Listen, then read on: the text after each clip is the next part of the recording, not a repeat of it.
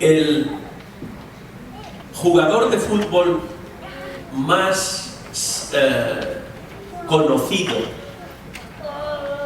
uno de los más admirados de todo México, emblemático jugador mexicano, que resume en su vida lo que todos los jugadores deberían de ser.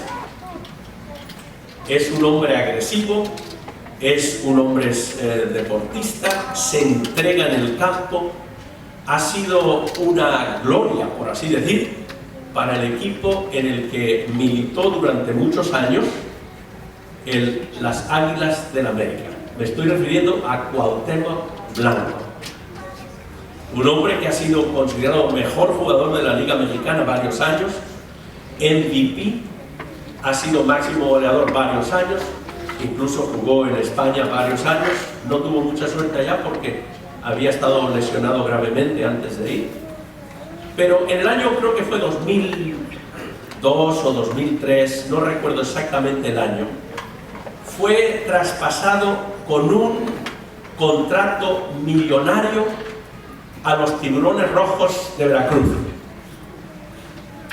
Y el primer día que se presentó de nuevo en el Estadio Azteca y anunciaron por los altavoces las alineaciones de los equipos y anunciaron que Cuauhtémoc Blanco no jugaba para la América hoy, sino que jugaba para los Tiburones, ya pueden imaginarse los abucheos que se oyeron en el campo, mezclados con algunos aplausos también.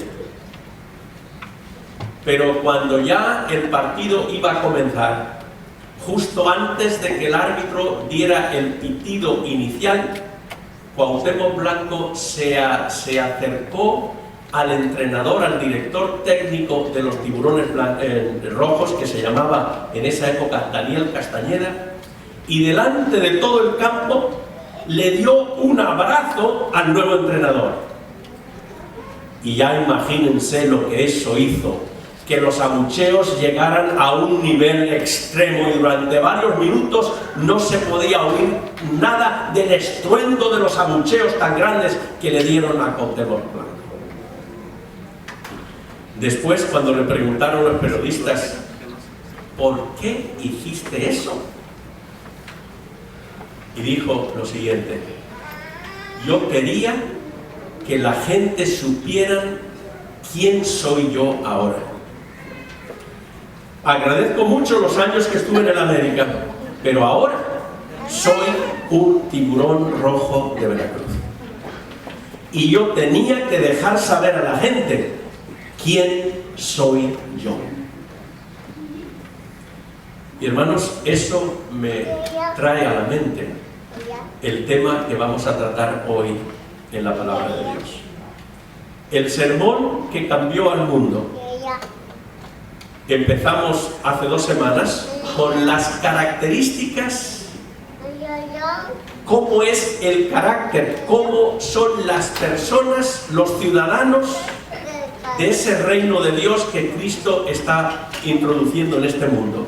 Y las bienaventuranzas y la copia que yo les di, y ya lo vimos en detalle, no son bendiciones que uno recibe por ser bueno, no. Las bienaventuranzas es el resultado de una vida, del carácter de Cristo expresado en la vida de los creyentes, reflejado con una paz completa y una felicidad plena por lo que Cristo ha hecho en nosotros. Y ahora el Señor continúa, y ahora dice en el versículo 13, pero además, ahora ustedes son algo, y dice, sois la sal de la tierra. Versículo 14, y sois la luz del mundo. Ahora, ¿por qué el Señor usa estas dos metáforas de la sal y de la luz para indicar o hacernos comprender quiénes somos nosotros en realidad ahora? Muy sencillo, mis hermanos. La sal, ustedes saben, es el material el elemento indispensable en todo platillo que se elabora alrededor del mundo. Además, aún hasta los animales comen sal. Ustedes han visto que a las vacas, al ganado, le ponen unos bloques de sal tremendo. La sal se usaba antes en los sacrificios. La sal se usa, como digo, en los condimentos para darle sabor a la comida, a toda la comida, porque incluso hasta los dulces llevan una pizca de sal. La sal es lo que hace que los ingredientes expresen o exalten su sabor, que no se conseguiría si no existiera la sal. Pero la sal, sobre todo, tiene otro propósito, y es que la sal se usaba en la antigüedad especialmente para preservar los alimentos, para evitar el deterioro o la podredumbre de los alimentos. En Romanos capítulo 1, y si no quieren no lo busquen, yo voy a leer unos 2 o 3 versículos. En el libro de Romanos capítulo 1, la Biblia nos dice que la sociedad dejada así sola, por sí sola, la sociedad empieza a deteriorarse y puede llegar a un deterioro, a un decaimiento y a una podredumbre total. Miren, solamente en varios versículos. Dice en el versículo, por ejemplo, Romanos 1, versículo 23. Cambiaron, hablando de la humanidad, de la sociedad, cambiaron la gloria de Dios incorruptible en semejanza de imagen de hombre corruptible, de aves, de cuadrúpedos, de reptiles. Es decir, que empezaron con la idolatría, por lo cual también Dios los entregó a la inmundicia en las concupiscencias o los deseos de sus corazones, de modo que deshonraron entre sí sus propios cuerpos, ya que cambiaron la verdad de Dios por la mentira, adorando y dando culto a las criaturas en lugar de Dios. Versículo 26, fíjense qué de actualidad es esto. Por esto Dios les entregó a pasiones vergonzosas, pues aún sus mujeres cambiaron el uso natural por el que es contra naturaleza, y de igual modo también los hombres, dejando el uso natural de la mujer, se encendieron en sus deseos lascivos los unos hacia los otros, cometiendo hechos vergonzosos, etc. Versículo 29, fornicación, perversidad, avaricia, maldad, envidia, homicidio, contienda, engaño, malignidad, murmuraciones, detracciones, aborrecedores de Dios, insolentes, orgullosos, jactanciosos, inventores de maldad, desobedientes a los padres, necios, desleales, etcétera, etcétera. ¿Y para qué continuar? ¿Se dan cuenta, mis hermanos? Así está la sociedad corrompiéndose y deteriorándose. Y el Señor dice, por eso la sal puede evitar ese deterioro. Por eso el Señor quiere y nos llama a aquellos que somos ciudadanos de su reino, la sal. Ustedes son la sal de la tierra. La sal tiene que evitar, frenar el deterioro de la sociedad. Miren, hubo un hombre en Inglaterra, en el siglo XVIII, que se llamaba William Wilberforce. No sé si ustedes han oído hablar de William Wilberforce. Este hombre era un joven que venía de una familia acomodada, de una familia rica.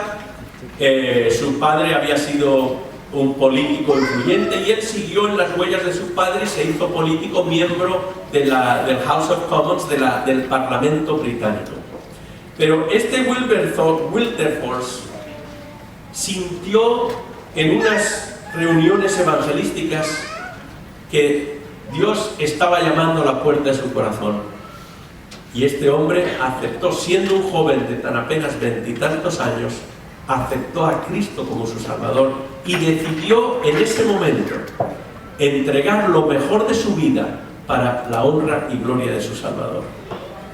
Y empezó a predicar, a hablar y a instar a las personas y a inspirarlas contra una cosa que era una de las mayores maldades que existían en aquella época, que era la esclavitud.